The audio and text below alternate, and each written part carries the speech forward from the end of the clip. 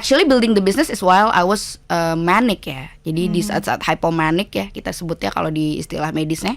Itu aku building this business.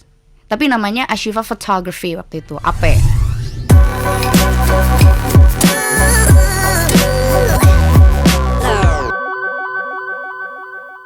Ashifa di umur yang masih sedemikian muda gitu ya, 25 sudah mempunyai PT sendiri dan ini tertarik dengan fotografi dari sekedar hobi. Kemudian sampai merealisasikannya dan diseriusin gitu. Dan bahkan sudah menghasilkan pundi-pundi. Alhamdulillah. Nanti kita akan tanya sudah dapat berapa sih emangnya gitu kan. Nah, kita akan tanya mengenai awal ketertarikan Ashifa dengan dunia fotografi. Jadi kalau fotografi itu dari SMP sih bisa dibilang, bahkan mungkin dari SD ya. Dulu alhamdulillah saya lahir dan besar di Medan, ya. Orang Batak Tulen tapi udah nggak bisa bahasa Batak. Jadi kita dulu biasalah orang tua beliin kamera. Dulu handycam sih, saya inget banget. Ayah saya pulang dari Singapura terus beliin handycam gitu kan, terus jadi wah suka ngotak-ngatik gitu. Tapi mulai serius itu ketika SMP dibeliin kamera SLR. Zamannya nggak sih? Yes. Mbak Rara umurnya berapa? Maaf, mungkin pas aku SMP Mbak Rara udah kuliah kali ya, nggak tahu. Sepertinya begitu ya. Pokoknya ada zamannya kita anak SMP tuh suka main SLR. Buat selfie sih. Terus aku ikut kalau SMP sih dulu belum ada ekskul sih, tapi kayak suka bawa kamera aja kalau lagi acara. Terus SMA aku di lab school SMA-nya. Terus di lab school kan banyak kegiatan ya, kegiatan non akademik. Aku ikut ekskul Sky Blitz waktu itu namanya, fotografi, belajar lagi lah secara formal. Terus sering ikut dokumentasi acara seperti Sky Avenue gitu kan, pensi-pensi gitu. Selalu jadi panitia dokum. Dan dari situ memang ada tertarik ya, terutama ke arah dokumentasi event gitu. Baru aku kuliah, alhamdulillah masuk ITB di Bandung. Ada satu unit yang sangat berjasa banget nih dalam kiprahku di bidang fotografi ya. Namanya Liga Film Mahasiswa ITB, LFM ITB. Itu juga salah satu unit tertua di ITB, dan di situ aku belajar secara serius tentang fotografi. Moreover about videografi juga, tentang kine club juga, perfilman, dan juga how to conduct exhibitions gitu. Jadi dari situ aku makin tertarik lagi, dan still jadinya aku dulu tetap jadi panitia dokum, terus tapi lebih naik kelas lah. Jadi bukan cuma jadi panitia, tapi alhamdulillah aku menjabat sebagai manajer dokumentasi sosial LFM ITB waktu itu di 2017 sampai 2018. Jadi alhamdulillah, tapi sambil kuliah ya, maksudnya tetap balance akademik dan non akademik. Dan di manajer dokumentasi sosial atau manajer doksos kita sebutnya, itu lebih lagi bukan hanya sekedar fotografi, tapi kita membahas tentang arsip.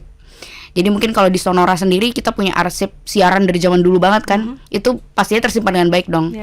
Nah LFM juga punya dari 60 tahun yang lalu, dari 1960. Dari tahun 1960 itu belum terdigitalisasi saat aku menjabat. Aku membuat suatu inovasi, gebrakan baru, mendigitalisasi 21.000 foto ya di lemari besar. Aku scan satu-satu bersama tim dan kru. Dalam 1 tahun alhamdulillah berhasil didigitalisasi dan difolderin satu-satu. Tanggalnya berapa, acaranya apa, kita identifikasi juga. Ya lebih dari sekedar kita folderin, kita identifikasi juga.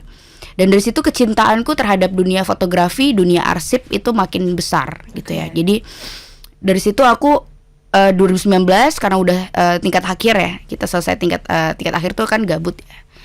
Dan waktu itu sebenarnya aku 2018 akhir setelah menjabat tuh aku sempat depresi sih Mbak. Ini panjang lagi nih. Kayaknya dari tadi Mbak Rara oke-oke doang nih, gak enak ya aku ngomong mulu. Emang begitu? Oh gitu ya, oke. Mungkin beberapa orang harus dipancing, kalau ini enggak.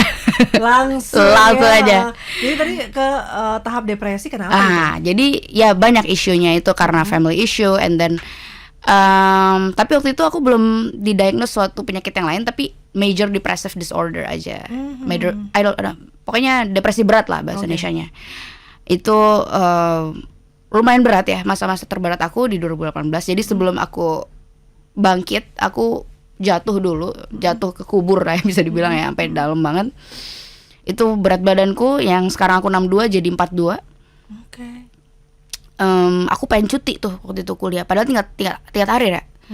Pengen cuti tapi nggak boleh karena lah ini anak cum laude dulu ya. Kenapa ini mau cuti? Terus kalau cuti di jurusanku tuh harus 1 tahun karena matkul yang bisa diambil di semester ganjil hanya bisa diambil ganjil. Nah takutnya kalau cuti FOMO ngelihat teman udah lulus, udah berkarir, akhirnya ya udah lanjut aja dan bebas jalanin sebisanya gitu. Akhirnya ya udah aku lanjut dengan tertati-tati gitu ya. Tapi alhamdulillahnya support dari teman-temanku di jurusan manajemen rekayasa, keluargaku juga bolak-balik Bandung Jakarta. Kakak kelasku, psikolog, psikiater, luar biasa suportif, alhamdulillah. Lulus semester 7, semester 8 tuh getting better, tapi nggak langsung baik juga gitu.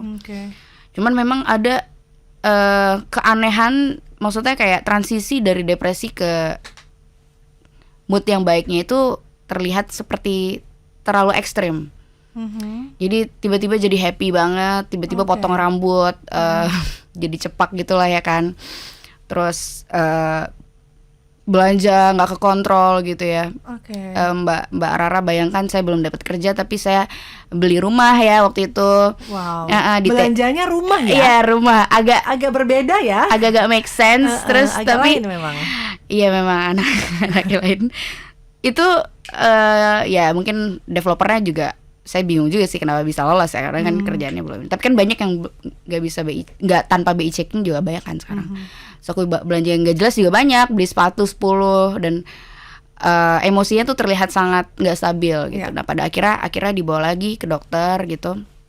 Oh, actually building the business is while I was manic ya. Jadi di saat-saat hypomanic ya kita sebutnya kalau di istilah medisnya, itu aku building this business. Tapi namanya Ashifa Photography waktu itu, AP. Dan itu hanya aku sendiri dan aku hire beberapa orang sih yang dari teman-temanku untuk spesialis foto wisuda. Jadi foto wisuda itu kan kalau di ITB kan ada arak-arakan ya. Jadi dokumentasi di arak-arakan, tapi ngikutin satu klien gitu sampai dia beauty shot juga dan berangkat dari situ. Tapi people appreciate and keren lah. Misalnya kayak wah Ashifa keren banget akhirnya udah bangkit lagi gitu kan building the business, but then comes to another aspek bahwa itu ternyata bukan hal yang baik juga gitu ya.